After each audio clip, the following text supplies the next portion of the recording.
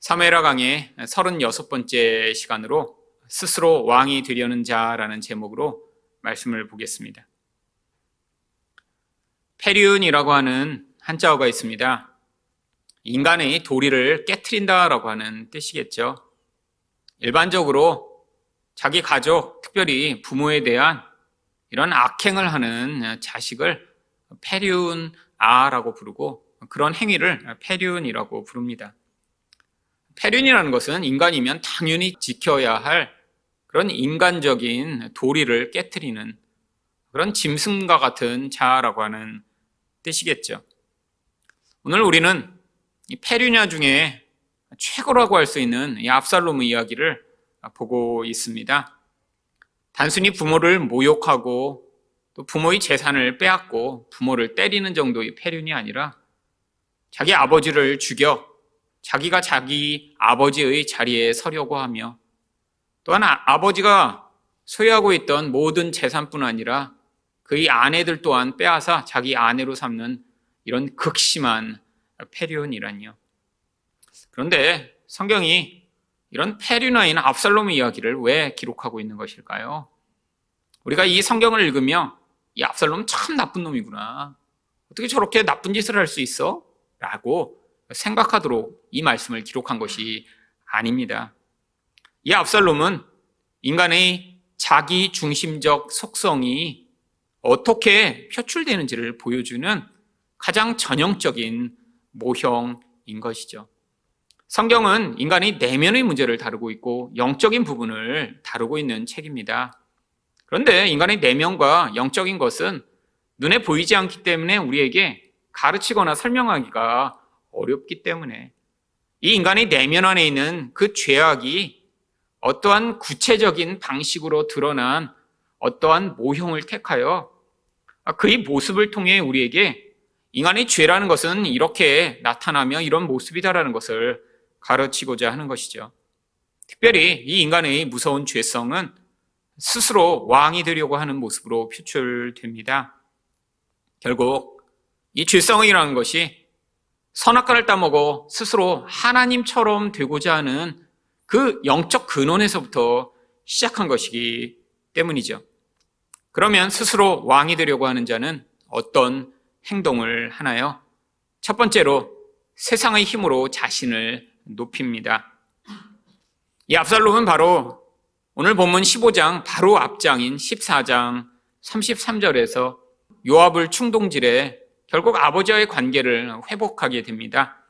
14장 33절을 보시면 왕이 압살롬을 부르니 그가 왕께 나아가 그 앞에서 얼굴을 땅에 대어 그에게 절하매 왕이 압살롬과 입을 맞추니라. 이렇게 지금 압살롬이 왕을 만나게 됐다는 거거든요. 이제 아버지의 관계가 회복되었음을 보여주는 것뿐 아니라 이제 왕자로서의 지위가 회복되었음을 보여주는 것입니다. 지금 압살롬이 원하던 것은 아버지와의 관계의 회복이 아니에요. 지금 아버지로부터 다시 이렇게 자기 지위를 회복받아 그가 원하는 어떤 목적을 이루고자 한 것이죠. 이렇게 지위가 회복되자마자 그가 했던 일이 무엇입니까? 오늘 본문 1절입니다. 그 후에 압살롬이 자기를 위하여 병거와 말들을 준비하고 호위병 50명을 그 앞에 세우니라. 병거와 말들은 전쟁 때 사용하는 전쟁 무기죠. 고대에 이 병거와 말은 마치 지금의 탱크와 같은 역할을 했습니다. 왜? 아니, 병거를 타고 빠르게 달리며 높은 말 위에서 다른 군인들을 공격하면 그 위력이 강력했기 때문입니다. 아니, 그리고 왜 50명이나 되는 이런 호위병을 동원한 것일까요? 이 병거와 말, 호위병들은 다 세상의 강력한 힘을 상징하는 존재입니다. 압살롬은 내가 얼마나 강력하고 위험이 있는가를 보여주고자 이런 병거를 준비하고 말들을 준비하며 또한 자신을 호위하는 그런 군대를 준비한 것이죠. 성경에서 늘 이렇게 자기가 왕적 존재임을 과시하고자 하는 자마다 이런 사병과 또한 마병을 준비하여 그 위세를 뽐냈습니다. 이것은 압살롬만 이렇게 한 것이 아니라 압살롬 이후에 또한 다윗의 아들이었던 아도니아가 스스로를 왕처럼 만들고자 할 때도 똑같은 방식을 동원합니다. 열왕기상 1장 5절을 보시면 그때 핫깃의 아들 아도니아가 스스로 높여서 이르기를 내가 왕이 되리라 하고 자기를 위하여 병거와 기병과 호위병 50명을 준비하니, 이 아도니아는 자기 형이 했던 그 모든 것을 그대로 따라합니다. 그래서 호위병의 숫자까지도 똑같이 맞추죠. 일반 사람은 이런 사병을 거느리고 이런 마병을 거느릴 수 없죠.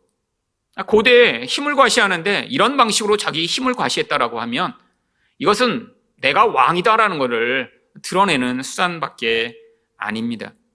그런데 문제는 이런 하나님의 백성 가운데 하나님이 왕을 세우실 때는 이런 모습으로 자기의 위세와 영광을 과시하지 않도록 하나님이 하셨어요. 하나님은 그래서 절대로 왕이 되면 말들을 많이 가지지 말라라고까지 명령하셨습니다. 그런데 이스라엘 백성들이 이방의 왕과 같은 왕을 구하자 사무엘이 그들에게 이렇게 경고했습니다. 사무엘상 8장 11절을 보시면 이르되 너희를 다스릴 왕의 제도는 이러하니라. 그가 너희 아들들을 데려다가 그의 병거와 말을 어거하게 하리니 그들이 그 병거 앞에서 달릴 것이며. 이스라엘 백성이 원했던 게 어떤 왕인가요? 바로 이 세상의 왕들과 같은 그런 세상의 강력한 힘을 뽐내는 왕들이요. 그런데 그런 왕들은 자기의 힘을 뽐낼 때 반드시 무엇을 했나요? 병거를 거느리고 그 앞에 젊은이들을 이렇게 호위함으로 말미암아 나는 이런 강력한 세상의 힘을 가진 자야라고 뽐냈던 것입니다. 그런데 어떤 한 사람을 위해 이렇게 동원된 이 젊은이들은 도대체 무엇인가요? 한 사람의 영광, 위엄과 위세를 위해 사실 노예처럼 부림을 받는 것이죠. 그래서 성경에서 항상 이 말, 병거 이런 것들은 항상 그래서 하나님의 백성들의 원수인 이방 나라가 하나님 백성들을 공격하고 또한 위협할 때 사용하던 도구였습니다. 출애굽기 14장 9절을 보시면 애굽 사람들과 바로의 말들, 병거들과 그 마병과 그 군대가 그들의 뒤를 따라 바알스본 맞은편 비아히롯 곁 해변 그들의 장막친 데에 미치니라. 출애굽한 이스라엘 백성들이 지금 홍해를 앞에 두고 거기 앞에서 지금 쉬고 있는데 지금 애굽에서 이들을 떠나보냈던 바로가 나중에 그들을 보내자마자 마음에 후회를 하며 쫓아오는데 무엇을 가지고 쫓아오나요? 마병과 또한 전차 부대를 이끌고 쫓아옵니다. 이것만이 아니에요. 성경의 곳곳에서 블레셋 군대가 또한 가나안의 왕들이 이스라엘 백성들을 공격하며 그들을 괴롭힐 때 사용하던 도구가 바로 이런 세상의 강력한 힘인 병거와 마병이었습니다. 여러분, 그런데 하나님이 우리에게 무엇을 이야기하시나요? 세상이 우리를 강력한 힘으로 공격하며 두렵게 하면 우리 또한 똑같은 방식으로 그 세상과 방어하고자 하는 것이, 아니 그 세상을 이기고자 하는 것이 우리의 기본적 욕구인데 하나님의 백성은 절대로 세상이 가진 그런 똑같은 힘을 가지고 그들과 맞서 싸울 수 없습니다. 세상의 힘은 성도들이 가진 힘보다 늘 더 강력하고요, 더 크고요, 더 화려하고요, 더 멋지기 때문이죠. 하나님이 그래서 성도들에게 무엇을 요구하시나요? 너희는 마병을 의존하지 말고 너희를 구원할 자 하나님 그 한 분만을 의존하도록 우리에게 계속해서 말씀하시죠. 그러면 이 세상의 힘에 대해서는 하나님이 어떻게 하시나요? 신명기 11장 4절을 보시면 또 여호와께서 애국 군대와 그 말과 그 병거에 행하신 일 곧 그들이 너희를 뒤쫓을 때 홍해물로 그들을 덮어 멸하사 오늘까지 이른 것과. 하나님은 늘 이 마병을 가지고 전차 부대를 가지고 공격하는 이 세상의 세력을 하나님이 직접 나서셔서 그들을 심판하심으로 말미암아 하나님 백성이 바로 하나님의 보호 가운데 있으며 하나님의 은혜 가운데 있음을 가르치시고자 하는 것입니다. 여러분, 그런데 이 압살롬과 같이 자기를 스스로 왕처럼 만들고자 하는 이 죄성을 가진 인간들은 절대로 하나님을 믿을 수 없습니다. 결국 그래서 자기가 가진 세상의 힘으로 자기를 높여 그것으로 스스로를 왕이 된 것처럼 만들고자 하죠. 여러분, 세상에선 아주 노골적입니다. 작년에 나왔던 새로운 자동차 광고가 바로 사람들의 이런 노골적 세상의 힘으로 자기를 드러내고 높이고자 하는 그 욕구를 자극하는 광고를 만들었더군요. 그래서 이 광고의 제목이 성공에 관하여라는 제목으로 계속 광고되고 있습니다. 아니, 성공이 도대체 무엇이냐를 정의하는데 여기서는 어떤 종류의 자동차를 사면 그게 성공한 것이다라고 광고하고 있죠. 그래서 성공에 관하여라는 시리즈 광고가 여러 개가 올라 있습니다. 그 중에 하나를 보면 한 고등학생들이 놀고 있다가 한 친구가 한 친구에게 물어봅니다. 야, 넌 나중에 성공하면 어떻게 할 거야? 그랬더니 그때 자동차 하나가 쑥 지나가는 걸 보더니 나는 어떤 차를 사야지. 아니, 어떤 차를 가지고 있으면 성공한 것이다라고 하는 메시지를 주고 있는 것이죠. 여러분, 사람들은 이걸 보며 성공이라는 게 저렇게 좋고 큰 차를 사면 성공한 것이구나라는 그냥 자기들이 가지고 있는 생각을 그렇게 노골적으로 보여준 것에 대해 불편해하는 사람들도 있지만 바로 그 광고를 통해 이 회사가 얻어내고자 한 게 바로 그거예요. 지금 마음에만 감추고 있지만 진짜 네가 원하고 있는 게 그거지. 너도 성공하면 저렇게 좋은 차를 타고 네가 얼마나 화려하고 멋진 존재인가를 뽐내고 싶은 거지. 바로 우리 차를 사. 그럼 너가 그런 성공한 사람인 것처럼 뽐낼 수 있어 라고 하는 메시지를 주고 있는 것입니다. 여러분, 이게 바로 우리 죄성에 근거한 그런 반응이에요. 여러분, 성도라도 계속해서 이 하나님 되고자 하는 이 욕구에 시달리고 있기 때문에 이 영적 죄성이 우리 가운데 이 세상을 통해 끊임없이 영향을 미칩니다. 무엇인가 눈에 보는 것으로 나를 드러내고 싶고, 아니 내가 그래서 그러한 모습, 그러한 물건을 가지게 되면 나는 마치 이렇게 거대하고 위대한 자인 것처럼 착각하게 만드는 세상 속에 성도들이 착각하고 있는 경우들이 아주 많이 있죠. 문제는 우리가 무엇인가 가져서, 아니 무엇인가 어떤 지위에 서서 우리가 얼마나 멋진 존재인가, 내가 왕과 같은 존재인가를 뽐내기 위해서는 사실 그 일이 쉽지 않다라고 하는 것입니다. 여러분, 모든 영역에 늘 세상의 힘을 강력하게 가진 사람들이 있어요. 아니, 좋은 차를 어느 정도 타면 정말 그게 성공한 사람이 될까요? 아니에요. 세상에는 그보다 훨씬 더 좋은 차를 가진 사람들 수없이 많이 있습니다. 아니, 어떤 높은 자리에 올라가면 정말 세상에서 왕처럼 살 수 있나요? 아니에요. 어떤 영역이든 그보다 더 높고 강력한 그런 사람들이 존재하죠. 여러분, 이런 세상이 요구하는 네가 이런 힘을 가지고 왕이 돼봐 라고 그 세상의 흐름을 따라가기 시작할 때 대부분의 사람들은 열등감을 느끼며 비교의식 가운데 끊임없는 좌절과 절망을 하게 됩니다. 이게 바로 마귀가 요구하는 거예요. 소수의 사람에게 힘을 주고 그 화려한 모습을 우리가 동경하게 만들어 하나님이 우리에게 이미 주신 하나님의 은혜와 하나님이 이미 우리에게 주신 것들을 우리가 기뻐하며 감사하지 못하게 만들고, 끊임없이 내가 저걸 못 가져서 나는 불행해.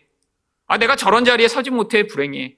아니, 내 인생은 이미 끝나버렸으니까 내 자식의 인생이라도 이렇게 만들어서 그들이 이런 것을 누리고 이런 자리에 서도록 만들면 내가 그러면 성공한 인생이겠지 라고 착각하게 만드는 이 마귀의 유혹이요. 여러분, 이 인간의 죄성 때문에 결국 그 유혹에 넘어가게 되는 것입니다. 여러분, 인간 안에 있는 이 스스로 왕이 되고자 하는 이 욕구는 결국 자기가 추구하던 그 무서운 이 세상의 힘으로 말미암아 그를 망하게 만들게 되겠죠. 여러분, 이 압살롬의 이야기를 성경이 왜 기록하고 있나요? 이게 이 인간의 죄성이 얼마나 보편적이며 또는 우리에게 얼마나 큰 유혹인가를 가르치고자 하는 거예요. 물론 압살롬처럼 이렇게 혈통 자체가 왕족으로 태어난 사람 얼마나 소수인가요? 그런데 이런 인간이 스스로 왕이 되고자 하는 욕구 자체는 아담의 죄성으로 말미암아 전파된 것이기 때문에 우리 모든 사람이 다 공유하고 있는 것입니다. 내가 서 있는 바로 그 영역에서 내가 가장 멋지고 내가 가장 인기 있고 내가 가장 큰 위세를 끼칠 수 있는 그런 사람이 되고자 하는 그 욕구요. 하지만 내가 원하는 그 기준에 이르지 못한 나의 현실과 모습을 보며 좌절하는 우리의 모습이요. 여러분, 하나님의 백성의 자랑은 하나님밖에 없으셔야 합니다. 하나님의 백성의 자랑이 세상의 힘이 되는 순간 우리는 결국 이 세상에 늘 비해 부족하고 연약한 우리의 모습을 보며 좌절할 수밖에 없고요. 하나님이 이미 주신 그 놀라운 은혜들은 기억하지 못하고 내가 갖지 못한 것으로 말미암아 끊임없이 하나님 앞에서도 하나님 이거 주세요, 하나님 저거 주세요 하는 그런 마치 하나님을 빚쟁이처럼 만들며 끊임없이 쫓아다니며 그 하나님에게 요구하는 인생이 되어버리겠죠. 여러분은 지금 어떤 삶을 살고 계신가요? 여러분 마음 가운데 끊임없이 무엇인가로 남과 비교하며 나도 저것을 통해 나를 드러내고 싶다. 아니, 나도 저런 모습을 가져서 남에게 인정을 얻고 싶다라고 이 세상이 그렇게 중요하게 여기는 별것 아닌 그런 전차와 마병을 뽐내는 것 같은 이 압살롬의 모습이 여러분 가운데 계시다면 이 시간 하나님, 제가 하나님만으로 저희 힘을 삼는 그런 참된 성도 될 수 있도록 은혜를 베풀어 달라라고 간구하시는 여러분 되시기를 축원드립니다. 두 번째로 스스로 왕이 되려는 자는 어떤 행동을 하나요? 불의한 판단을 합니다. 2절 말씀입니다. 압살롬이 일찍 일어나 성문 길 곁에 서서 어떤 사람이든지 송사가 있어 왕에게 재판을 청하러 올 때 그 사람을 불러 이르되 너는 어느 성 사람이냐 하니 그 사람의 대답이 종은 이스라엘 아무 지파에 속하였나이다 하면 이 압살롬이 아주 부지런을 떱니다. 아침 일찍부터 일어나서 성문 앞에 가서 서 있어요. 고대의 성은 아침 해 뜰 때 문을 열고 또 해가 지면 문을 닫았습니다. 그러니까 그 새벽에 이 성문 앞에 온 사람들은 성에 들어오지 못하고 다 성문 밖에서 노숙을 하며 기다릴 수밖에 없었습니다. 한 사람도 빼놓지 않고 만나고자 성문 밖에 가서 서 있었던 것이죠. 그런데 모든 사람을 만난 게 아니에요. 마음에 뭔가 필요가 있는 사람, 근데 그 필요가 왕을 만나서만 해결될 그런 재판에 대한 필요가 있는 사람을 만난 것입니다. 이 당시에 이스라엘에서는 각 지역마다 이런 사람들이 문제를 해결해 줄 그런 장로들이 있었지만 그 장로로 말미암아 해결받지 못하는 그런 억울한 일이 있는 사람들이 많이 있었겠죠. 그 사람들 가운데 거기서 해결을 받지 못하면 이 왕을 찾아왔던 것입니다. 그 사람들을 만나 구체적으로 물어봅니다. 너는 어디에서 왔고 너는 무슨 지파 출신이야? 아니, 왜 이렇게 물어본 것이죠? 지금 그 사람의 필요를 잘 파악해서 그들의 마음을 뺏고자 한 것입니다. 3절 상반절을 보시면 그들에게 이 압살롬이 무엇이라고 얘기하나요? 압살롬이 그에게 이르기를 보라, 내 일이 옳고 바르다마는. 아니, 한 사람의 이야기만 들은 다음에 네가 오라, 네가 맞았어. 지금 사실 지금 불의한 이런 판단을 내리고 있는 것이죠. 여러분, 항상 문제에는 양쪽의 입장을 들어봐야 합니다.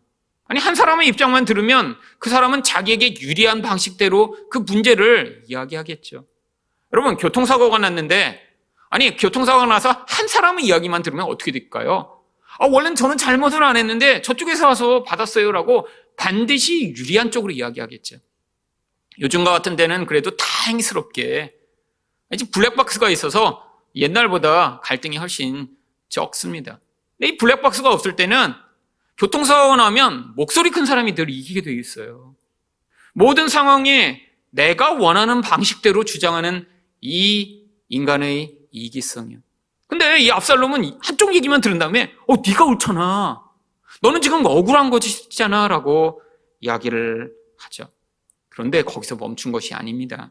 3절 하반절을 보시면 뭐라고 얘기합니까?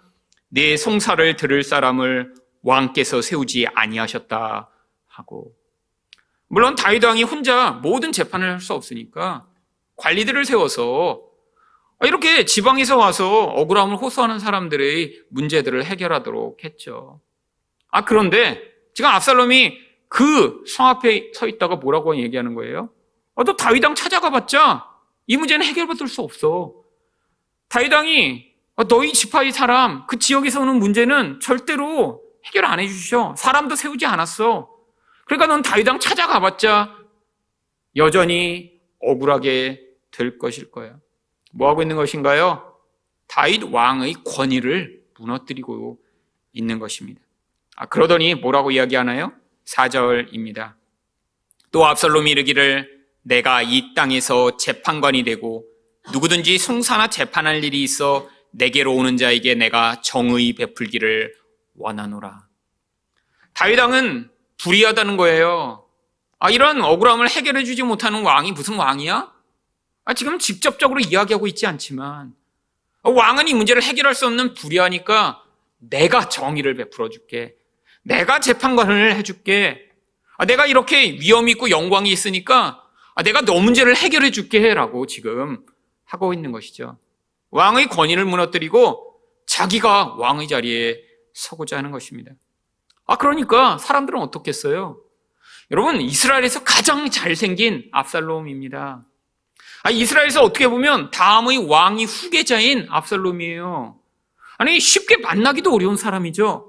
그런데 그 사람이 내가 네 문제를 해결해 줄게. 네가 옳잖아 라고 이야기하며 이렇게 적극적으로 나가니까 5절에서 사람이 가까이 와서 그에게 절하려 하면 당연히 가서 절을 하며 압살롬 너무 감사합니다라고 하려고 하면 압살롬이 손을 펴서 그 사람을 붙들고 그에게 입을 맞추니 여러분 절하지 못하게 만드는 거예요. 나는 당신의 친구야. 내게 와서 절할 필요가 없어.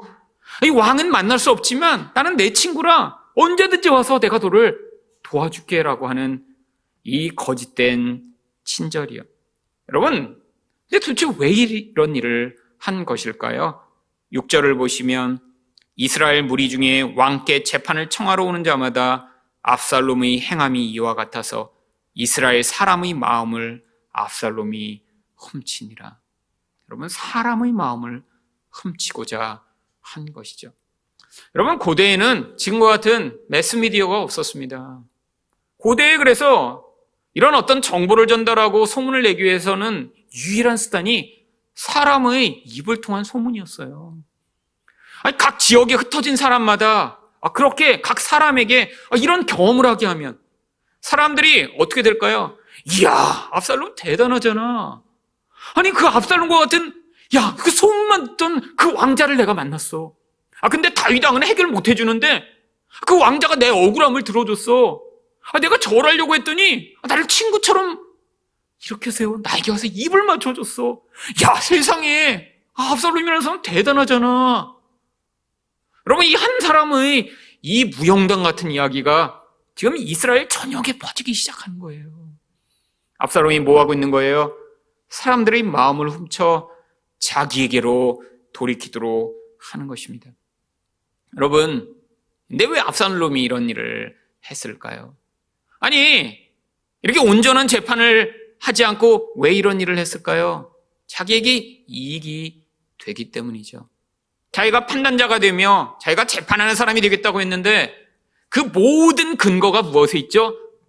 어떤 사람이 옳다라고 한 근거, 어떤 저런 사람은 나쁜 사람이라고 한 그 근거가 어디에 있나요? 바로 자기의 이익에 있습니다. 그것을 통해 그 사람이 소문내는 것으로 내가 나중에 왕 위에 오를 수 있는 그러한 여론을 형성하는 그런 것이 된다면 얼마든지 악도 선이 되고 선도 악이 될 수 있는 것이죠. 여러분, 이게 바로 인간이 스스로 왕이 되고자 할 때 행하는 반응입니다. 어떤 반응이요? 선과 악을 내가 판단한 다음에 나에게 이익이 되는 것을 선이라고 얘기하고 나에게 이익이 되는 것을 의라고 얘기하며 나에게 이익이 되는 것을 좋은 것이라고 판단하며 반대로 나에게 이익이 되지 않는다면 아무리 선한 것도 악이라고 얘기하고 나에게 이익이 되지 않는다면 다 나쁜 것이라고 판단하는 것이요. 여러분, 어떤 대상에 대해서만 그런 것이 아닙니다. 사람에 대해서도 그렇죠. 나에게 이익이 될 때면 좋은 사람, 나에게 이익이 되지 않으면 나쁜 사람이라고 구분하여 반응을 다르게 하는 반응이요. 아니, 언제 봤다고 입을 맞추고, 아니, 그 사람이 사정을 어떻게 안다고 너는 의롭다라고 이야기를 하나요? 그런데 지금 압살롬이 그 사람으로 말미암아 자기 이익을 얻으려고 하니까 바로 그 사람은 의로운 사람이고 그 사람은 내 친구가 되어버린 것입니다. 여러분, 그런데 자기를 낳아준 아버지, 아니 고통하면서까지 고민하다가 자기 그 무서운 죄를 용서한 아버지는 죽이려고 하는 이 무서운 압살롬의 이중성이요. 여러분, 이게 바로 인간이 선악과를 따먹어서 생긴 근원적 반응입니다. 모든 사람은 나에게 이익이 될 때만 이건 좋은 거야 라고 판단을 하죠. 그래서 그 좋은 것을 인생 내내 추구하며 또 어떤 사람을 통해 내가 원하는 좋은 것을 얻을 때에만 그 대상이 좋은 사람이고 선한 사람이라고 생각을 하는 이런 반응이요. 여러분, 이것이 무엇과 정반대되는 속성인가요? 바로 하나님의 사랑과 정반대되는 속성입니다. 여러분, 사랑이란 거는 나에게 이익이 되고 좋을 때만 그 대상을 좋아하는 것을 사랑이라고 얘기하지 않아요. 여러분, 우리가 흔히 얘기하는 사랑, 여러분, 그 사랑은 연애 감정입니다. 여러분, 연애할 때 내가 좋아 보이는 외모, 아니 그 사람의 따뜻한 말씨, 아니 내가 좋아하는 그런 멋진 차, 아니 내가 좋아하는 그런 직장이 있고, 아니 내가 좋아하는 그런 아름다운 머릿결을 가진 사람을 내가 좋아한다고 생각하고 사랑에 빠졌다라고 착각하는 것, 근데 그건 사랑이 아니에요. 세상에서 이 인간의 근원적 열망을 채울 대상으로 어떤 사람이 내가 원하는 모습과 지위를 가지고 있으면 내 공허를 채워줄 것 같다, 그 대상을 향한 열망으로 반응할 때 그것을 사랑이라고 착각하지만, 진짜 사랑은 바로 이렇게 내가 좋아하는 것, 내게 유익이 되는 것을 내가 집착하고 붙드는 것을 사랑이라고 이야기하지 않습니다. 여러분, 성경이 이야기하는 사랑은 무엇인가요? 바로 로마서 5장 8절을 보시면 우리가 아직 죄인 되었을 때 그리스도께서 우리를 위하여 죽으심으로 하나님께서 우리에 대한 자기 사랑을 확증하셨느니라. 여러분, 성경적 사랑은 세상의 사랑과 전혀 다른 개념을 가지고 있어요. 사랑이라고 하는 건 나에게 유익이 되지 않는 어떤 대상, 바로 죄인이라고 하는 그 대상을 살리기 위해 자기 가장 선하고 가장 소중한 대상을 포기하며 어떻게 보면 없어도 되는 그 반역자 같은 자들을 살려내는 이것을 바로 성경은 사랑이라고 이야기를 합니다. 그게 바로 하나님의 사랑이죠. 근데 그게 하나님이 사랑이시기 때문에 바로 우리에게 그 사랑으로 이 죄인된 우리를 살려내신 하나님의 사랑의 능력인 것입니다. 여러분, 그런데 인간은 이런 사랑을 할 수 없습니다. 무엇 때문에요? 선과 악을 스스로 판단하여 내게 이익이 되는 것만, 이익이 되는 사람만을 좋아하고자 하는 이 속성 때문이죠. 여러분이 지금 어떤 두 대상을 놓고 전혀 다른 반응을 하고 계시다면 어쩌면 압살롬과 같은 반응을 하며 살아가고 있는지도 모릅니다. 나에게 이익이 되지 않는 사람을 향해서는 외면하고 그들의 필요를 돌보아주지 않으며 그들을 맹대하고, 아니 근데 나에게 이익이 될 때면 그 대상을 향해 친절을 베풀고 있다면 지금 여러분은 진짜 사랑을 하고 있는 것이 아니라 바로 압살롬처럼 내게 이익이 되는 대상만을 선한 것이라고 판단한 뒤에 스스로 왕이 되려고 하는 자가 바로 이렇게 거짓된 친절로 대하는 모습으로 반응하는 것이죠. 여러분, 그런데 인생 가운데 결국 우리가 이런 사랑을 할 수밖에 없는, 아니 가짜 사랑에 매여 살아갈 수밖에 없는 존재임이 우리는 계속해서 폭로당할 수밖에 없습니다. 여러분, 대부분의 사람들이 결혼 전에 그렇게 자기 애인을 대하던 태도로 결혼 후에도 대하고 있나요? 아니요. 결혼 전에는 결혼이라고 하는 아주 중요한 목적이 있었으니까, 그러니까 상대를 내가 다 용납하는 것처럼, 상대를 계속해서 사랑하는 것처럼, 아니 어떤 실수와 부족한 점이 있어도 다 내가 눈 감아주는 것처럼 반응하다가 결혼한 뒤에는 대부분 나의 이익이 충족되지 않으면 돌변해 화내고 비난하고 정죄하는 것이 이게 인간의 모습 아닌가요? 여러분, 이런 본질 안에서 무엇이 드러나고 있는 것인가요? 인간이 결국 자기 이익이 되지 않으면 가장 가까운 대상, 아니, 평생을 사랑하겠다고 선택한 대상을 향해서도 이런 악을 행하는, 이런 스스로 왕이 되려고 하는 악한 인간임을 보여주고 있는 것이죠. 여러분, 이런 상황을 들킬 때마다 야, 저 인간이 저렇게 변해서 그래 라고 하시는 것이 아니라, 내가 얼마나 사랑 없는 자인가. 아니, 나는 정말 이런 압살롬과 같은 스스로 왕이 되고자 하기 때문에 하나님의 자리에 서서 내게 이익이 되는 것만을 좋은 것이라고 선택하며 이렇게 사람을 향해서도 일관된 반응을 하지 못하는 그런 자라는 사실을 깨달아 하나님 앞에 하나님이 우리에게 보여주신 것 같은 그 사랑을 배워 그 사랑으로 반응할 수 있는 자 되게 해주시옵소서라고 기도하는 여러분이 되셔야 할 것입니다. 여러분, 그래서 성경이 우리에게 무엇을 요구하나요? 요한일서 4장 11절을 보시면 사랑하는 자들아, 하나님이 이같이 우리를 사랑하셨은즉 우리도 서로 사랑하는 것이 마땅하도다. 여러분, 하나님이 사랑하신 것 같이 사랑하는 그 사랑을 우리는 사랑할 수 없습니다. 그래서 하나님이 우리 안에 새 사람을 만들어내신 것이죠. 그런데 이 새 사람은 우리가 순종하며 하나님의 은혜 안에 더 거하며 바로 이 옛사람이 만들어내는 이 악과 압살롬 같은 모습이 얼마나 추하고 더러운 것인가 깨달아 하나님의 성령으로 말미암아 우리 본질을 다스림을 받기를 원하는 그 겸손하고 온유한 영을 가진 자로부터만 말미암는 결과이기 때문에 우리 안에서 하나님이 이런 이기적이고 악하고 거짓된 사랑이 폭로되게 하실 때마다 하나님의 은혜 앞에 무릎을 꿇고 하나님, 저를 불쌍히 여기셔서 제 인생으로 말미암아 이런 온전한 사랑이 나타날 수 있도록 해달라라고 기도하시는 여러분이 되시기를 축원드립니다. 마지막으로 스스로 왕이 되려는 자는 어떤 행동을 하나요? 하나님도 수단으로 삼습니다. 7절 상반절입니다. 4년 만에. 여러분, 이렇게 일찍부터 나가 성문에 서서 각 사람들마다 이렇게 만나서 그들에게 입 맞추고 그들의 마음을 얻는 일을 1주일, 2주일 한 게 아니라 얼마 동안 했어요? 4년이요. 여러분, 이 공부 잘하는 사람 특징이 있습니다. 단순히 머리만 좋아갖고는 공부를 잘 할 수가 없어요. 공부 잘하는 사람은 어떻게 공부를 잘하나요? 머리가 좋은데 끈기가 합쳐져야 공부를 잘합니다. 여러분, 이 압살롬은 머리만 좋은 게 아니에요. 여러분, 이 압살롬에게는 엄청난 끈기가 있었습니다. 하루 이틀도 아니고 자기가 목적한 것을 이룰 때까지 4년을 아침 일찍부터 이런 노력을 계속 기울일 수 있는 그런 엄청난 집요한 사람이었던 것이죠. 여러분, 참 무서운 사람이죠.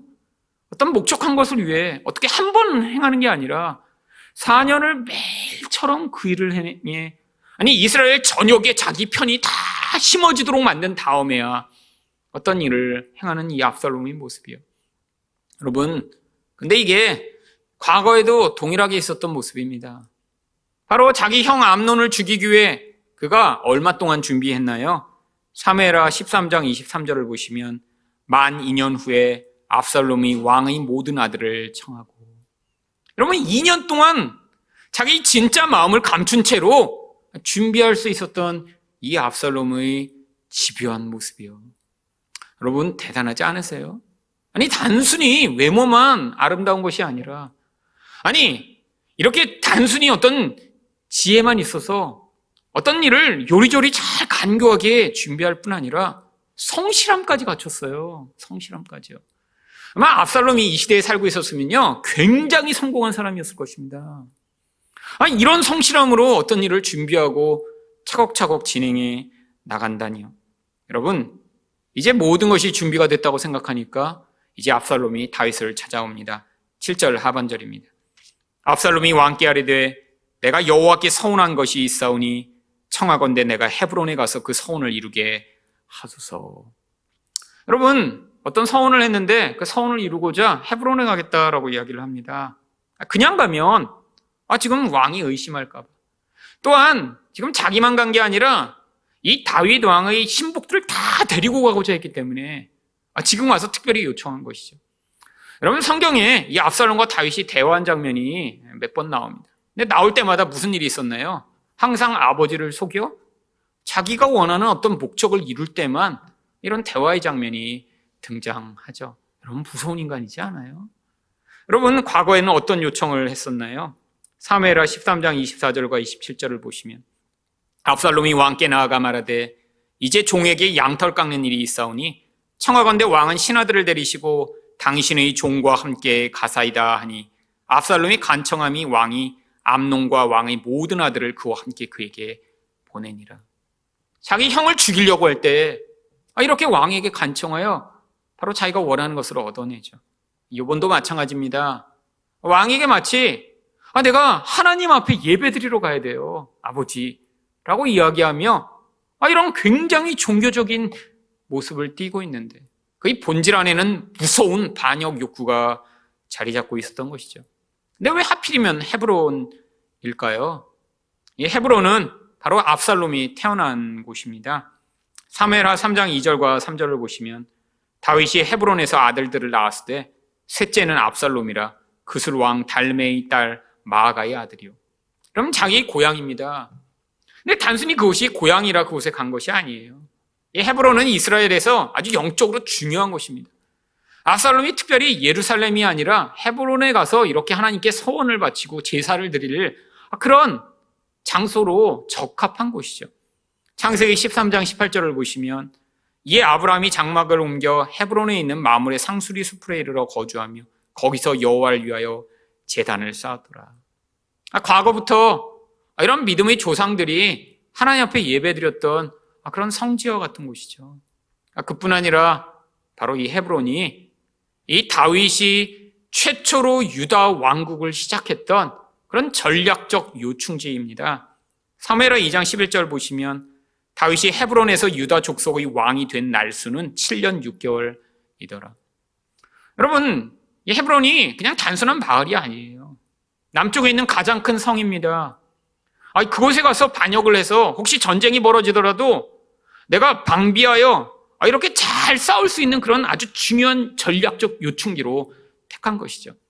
여러분, 그런데 그곳에 그냥 단순히 가는 게 아니라 하나님 앞에 예배드리러 가겠다라고 합니다.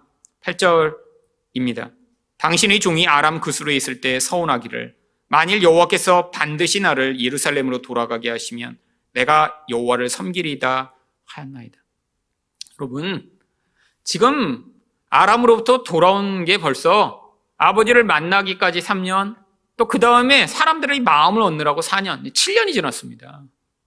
원래 서원은 자기가 서원한 것이 이루어지면 바로 그때 하나님 앞에 지키도록 되어 있어요.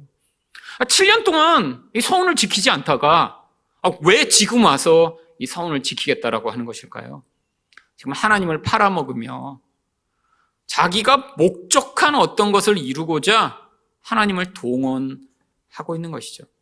여러분, 이게 바로 우상 숭배의 근원입니다. 여러분, 많은 교회 다니는 사람 또한 하나님을 동원해 자기를 높이고자 하는 사람들 굉장히 많아요. 근데 하나님이 언제 필요한가요?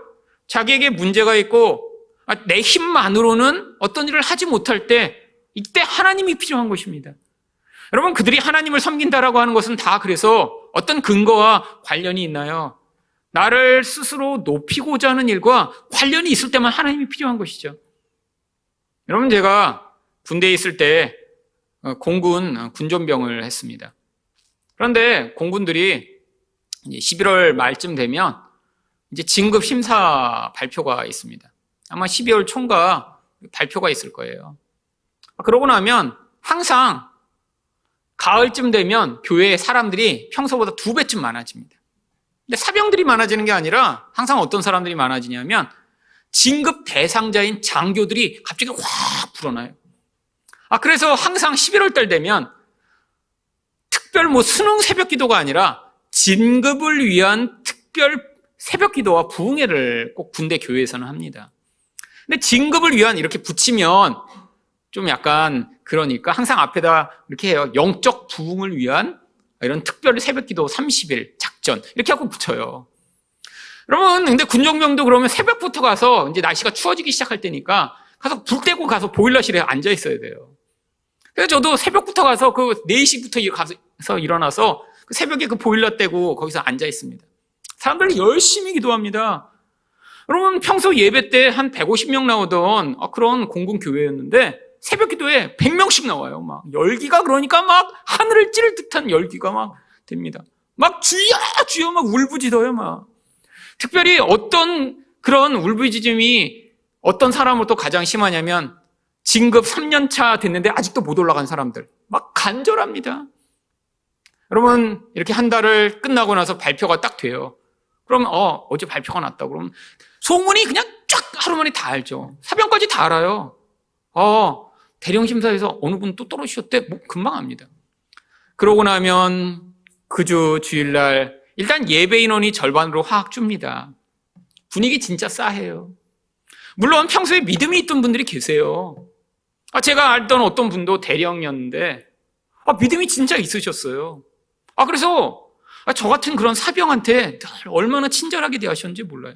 다른 사람들은 생각해 보세요. 군대에서 중령, 대령, 별 이 정도 되면 일병, 이병은 정말 사람도 아니에요. 그냥 물건이에요.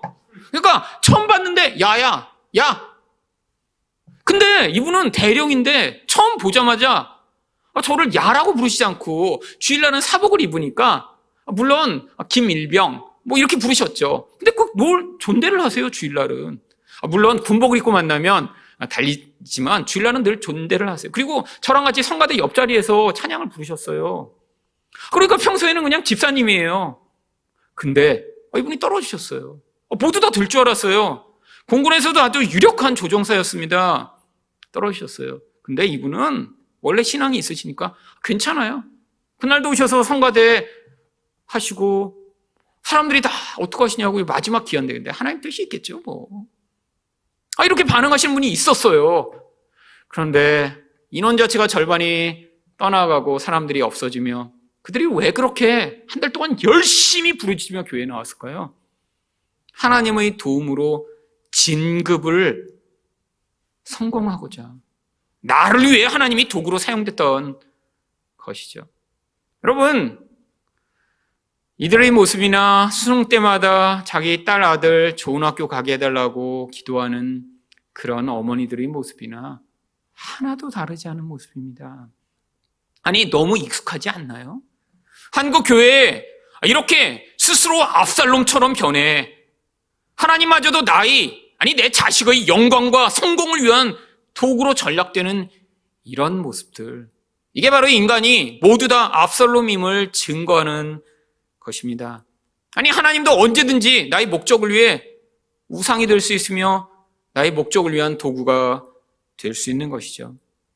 여러분, 이런 인간의 본질 가지고 사람들이 하나님을 찬양한다라고 얘기하며 하나님을 섬긴다라고 하는데도 우리 하나님은 그 부끄럽고 그 더럽고 추한 모습을 다 받아내시며 우리를 성도로 만들어 가시고자 지금도 애쓰고 계십니다. 여러분, 신앙이라는 게 처음부터 완벽한 복음을 받아들여 하나님과의 관계에서도 이웃과의 관계에서도 온전한 사랑과 온전한 반응으로 신앙생활을 할 수 있나요? 여러분, 불가능합니다. 이런 경우는 없어요. 다 하나님을 우상처럼 섬기다가 나의 필요를 위해 하나님을 찾다가 그러다가 내 필요보다 더 큰, 그거보다 더 중요한 것이 있다는 사실을 깨달아가며 하나님을 바로 섬기는 법들을 배워가는 것이죠. 여러분, 이렇게 하나님을 팔아먹어 결국에는 아버지에게 거짓말을 했던 이 압살롬, 결국 그가 왕의 허락을 받아냅니다. 9절입니다. 왕이 그에게 이르되 평안히 가라 하니 그가 일어나 헤브론으로 가니라. 여러분, 다윗은 결국 여기서 계속해서 이 압살롬의 요구를 들어주어 악이 확산되도록 만드는 역할을 하고 있습니다. 그런데 이 헤브론에 진짜 예배드리러 갔나요? 아니요. 10절을 보시면 압살롬이 무엇을 했는지 이렇게 기록되어 있습니다. 이에 압살롬이 정탐을 이스라엘 모든 지파 가운데 두루 보내 이르기를 너희는 나팔 소리를 듣거든 곧 말하기를 압살롬이 헤브론에서 왕이 되었다 하라 하니라. 이미 전 이스라엘에 다 자기 사람들을 심어놨어요. 소문을 들었던 수없이 많은 사람들이 있습니다. 이제는 정탐꾼을 보내서 왕이 새로 나왔다. 압살롬이 왕이다. 너희 억울함을 풀어줄 왕이 생겼다라고 지금 선포하도록 한 거예요. 그런데 얼마나 집요하고 얼마나 계획적으로 모든 것을 준비했는지 11절을 보시면 자기 혼자 가서 그렇게 한 게 아니에요. 그때 청함을 받은 200명이 압살롬과 함께 예루살렘으로부터 헤브론으로 내려갔으니 그들은 압살롬이 꾸민 그 모든 일을 알지 못하고 그저 따라가기만 한 사람들이라. 아니, 미리 자기랑 어떤 계획을 나누지 않은 사람들을 왜 200명이나 부른 것이죠? 여러분, 이 200명이 바로 다윗의 오른팔 왼팔을 하던 가장 중요한 참모진들입니다. 이들을 다 데리고 가버린 거예요. 이런 위기 상황에서 다윗이 어떤 결정도 하지 못하도록, 다윗을 도울 사람이 아무도 없도록, 여러분 얼마나 집요한 것입니까? 모든 일을 다 시뮬레이션해서 다 지금 생각한 거예요. 내가 가서 이렇게 했을 때 다윗과 함께 있던 장수들이 지금 당장 가서 쳐부숩시다 라고 해서 그들이 쳐들어오면 어떡하지? 뭐 이런 계획들을 다 생각하면 그러니까 다윗 편에 설 만한 사람들한테는 절대 정보를 흘리지 말고 그들을 다 불러서 다윗의 손과 발을 묶어버리자라고. 여러분, 미리 다 계획한 이 압살롬, 여러분 정말 마귀적인 그런 간교함을 가지고 있습니다. 이게 세상 사람의 모습이에요. 여러분, 이런 세상 사람과 힘으로 싸워 이길 수 있을까요? 여러분, 불가능합니다.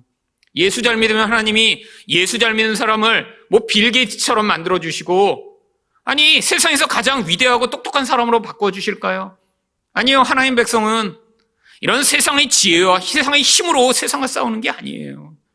하나님 백성들은 그 연약함의 자리, 실패의 자리에서 하나님을 의존하는 믿음으로 말미암아 세상과 싸우는 것입니다. 여러분, 세상이 이렇게 간교하게 모든 일을 진행하는데, 여러분, 하나님의 백성들은 그 간교함을 우리 능력으로는 싸워 이길 수 없어요. 여러분, 압살롬의 이 모든 계획은 한 발 더 나아갑니다. 12절 상반절입니다. 제사 드릴 때 압살롬이 사람을 보내 다윗의 모사 길로 사람 아히도벨을 그의 성읍 길로에서 청하여 온지라. 여러분, 다른 사람들은 무대기로 불러왔는데 이 아히도벨만은 한 사람을 특별히 찝어 자기 고향에 가 있는 사람을 일부러 불러옵니다. 아니 근데 왜 그렇게 불러온 것이죠? 사무엘하 16장 23절을 보시면 그 이유가 나옵니다. 그때 아히도벨이 베푸는 기략은 사람이 하나님께 물어서 받은 말씀과 같은 것이라 아히도벨의 모든 계략은 다윗에게나 압살롬에게나 그와 같이 여겨졌더라. 여러분, 이스라엘에서 가장 지혜로운 사람이 아히도벨입니다. 여러분, 지금 이 아히도벨을 빨리 섭외해서 자기 편으로 만들어 이 다윗이 가지고 있는 모든 계략보다 뛰어난 계략으로 이 다윗을 죽이고자 일부러 불러온 것이죠.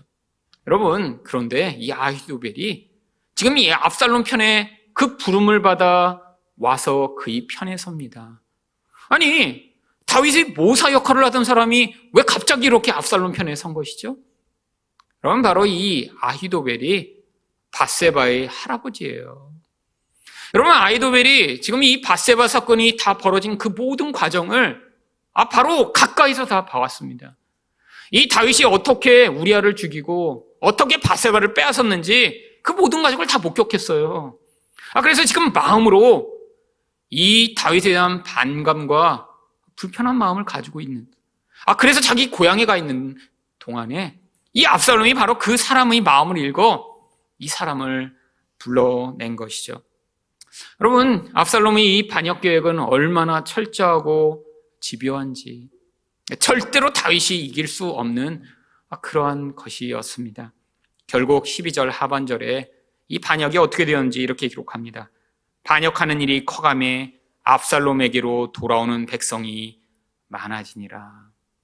여러분, 얼마나 집요한 계획인지 결국 그가 원하는 대로 모든 일이 되어 버린 것이죠. 여러분, 근데 여기에 한 가지 회복에 대한 단서가 숨어 있습니다. 왠지 아세요? 여기 나와 있는 이 반역이라는 단어 때문입니다. 여러분, 이 반역은 왕에 대한 반역을 이야기할 때 사용하는 케세르라고 하는 히브리어를 사용합니다. 그런데 성경에서는 단순히 나라에서 왕을 반역할 때만 사용하지 아니하고 하나님을 대적하는 자들이 하나님을 향해 반역할 때 바로 이 반역, 케세르라고 하는 단어를 사용합니다. 그래서 에스겔서 22장 25절을 보시면 그 가운데에서 선지자들의 반역함이 우는 사자가 음식물을 움킨 같았도다. 그들이 사람의 영혼을 삼켰으며 재산과 보물을 탈취하여 과부를 그 가운데에서 많게 하였습니다. 하나님의 뜻에 반대해 자기 욕망을 이루기 위해 선지자들이 이 악을 행한 것을 하나님 앞에 반역이라고 이야기해요. 그뿐 아니라 에레미야 11장 9절을 보시면 여호와께서 또 내게 이르시되 유다인과 예루살렘 주민 중에 반역이 있도다. 여러분, 영적 반역을 이야기할 때 이 케세르를 사용하는 것입니다. 여러분, 이 영적 반역은 어떻게 하나님이 심판하시나요? 바로 나훔 2장 13절을 보시면 만군의 여호와의 말씀에 내가 내 대적이 되어 내 병거들을 불살라 연기가 되게 하고 내 젊은 사자들을 칼로 멸할 것이며 내가 또 내 노력한 것을 땅에서 끊으리니 내 패강한 자의 목소리가 다시는 들리지 아니하리라 하셨도다. 여러분, 하나님을 이렇게 반역하여 대적한 자, 스스로 왕이 되려고 하는 자들, 그리고 그들이 힘으로 삼는 이 병거, 하나님은 어떻게 하신다고요? 다 부수시고 불태워버리시겠다라고 약속하고 계십니다. 여러분, 우리는 그 결말이 어떻게 나타나게 될지 이 압살롬의 이야기를 알고 있습니다. 이런 완벽한 계획으로, 아니 자기가 계획한 대로 모든 것을 이루어갔던 이 압살롬의 행위, 결국 어떻게 끝나나요? 자기 영광의 상징이던 머리털이 상수리 나무에 걸려 나무에 대롱대롱 매달려 있던 압살롬이 결국 칼로 죽임을 당하는 것으로 끝이 납니다. 여러분, 한때의 왕 노릇이죠. 한때의 하나님 노릇이죠. 그런데 이렇게 하나님 노릇을 하며 스스로 왕이 되고자 하는 자는 이런 하나님의 심판으로 말미암아 그 비참한 가운데 처하게 된다라고 하는 것입니다.